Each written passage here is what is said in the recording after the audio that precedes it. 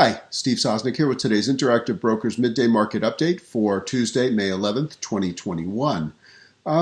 This is not a pretty day, no matter how you slice it. It's pretty much almost every sector being lower across the board right now. The futures deteriorating overnight pretty steadily and opening at the lows of what we'd seen overnight.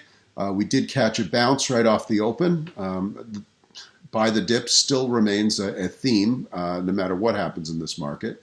But that quickly ebbed, and now as we're taping this about 10:30 on about an hour after the market opens, we're back now testing the lows on most of the major indices. I will say that 10:30 has been sort of another buy the dip moment. A lot of sessions where we have kind of bottomed out for the day around 10:30.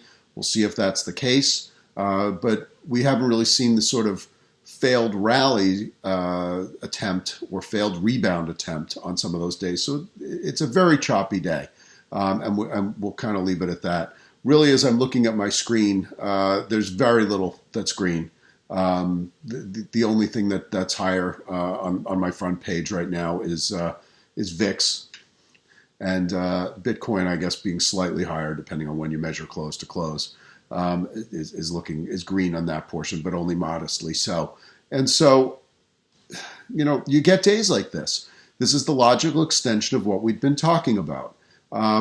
Wednesday, Thursday last week, we explained how inflation was evident in the futures markets, but that the Fed might be able to view that as transitory based on the mechanics of the markets, by many of the biggest rises being in backwardation.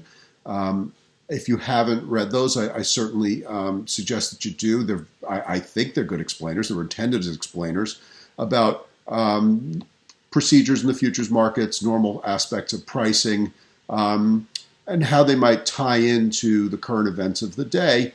And specifically, if you have a Fed that's looking for transitory inflation, how might they be reflecting transitory inflation?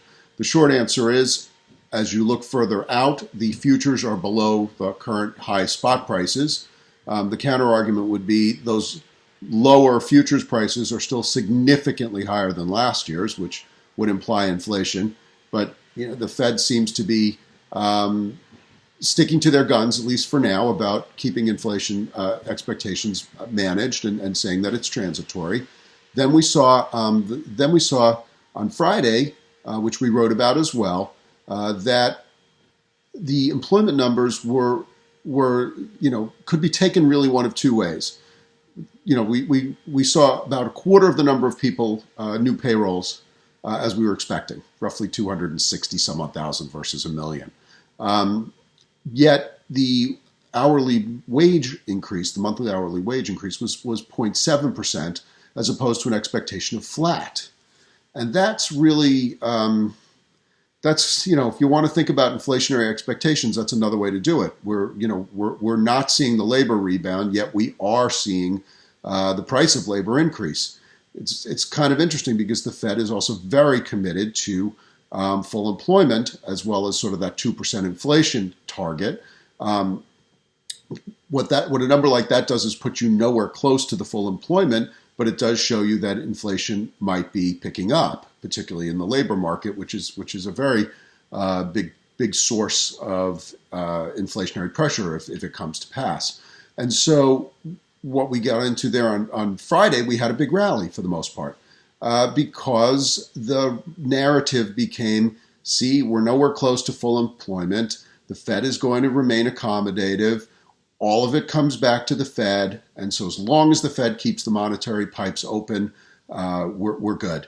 I mean, that's spoken almost in like addict terminology, but I've said that for quite some time that the markets have more or less been addicted to Fed liquidity and fiscal stimulus, and fiscal stimulus may be working its way through in terms of the infrastructure bill, but that's not imminent right now. But in terms of monetary policy, if the Fed keeps the pipes flowing, that's considered a good thing for the markets. We kind of rethought that, I think, yesterday to a certain extent. Although that was more of a rotation day, we actually had a significant number of new highs in the S&P 500.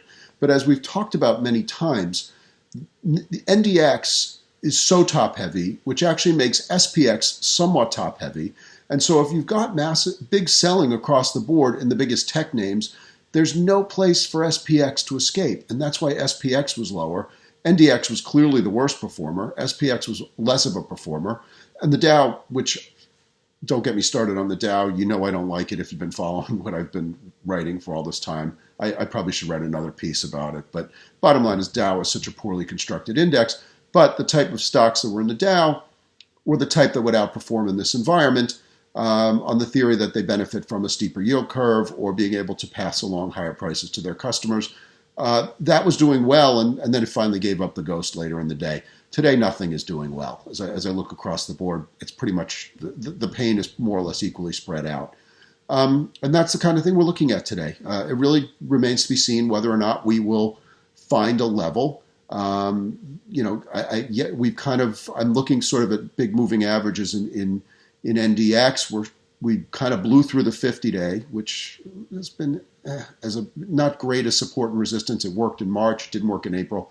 Toward the 100-day moving average, which has really been the supporting trend line, at least when we got into some trouble in March. Let's see where that takes us. And I hate to focus so much on NDX when so much of it is about inflation and rotation. But with stocks that big, if people are rotating out of them, there's really no place for it to go. The indexes are kind of weighed down by that. It's a big. It was a balloon on the way up, lifting the, or high tide as it was, lifting all boats. But the problem now is it's kind of an anchor on the way down. Let's see where it takes us later today and through the rest of the week. Have a good one, everybody. Bye-bye.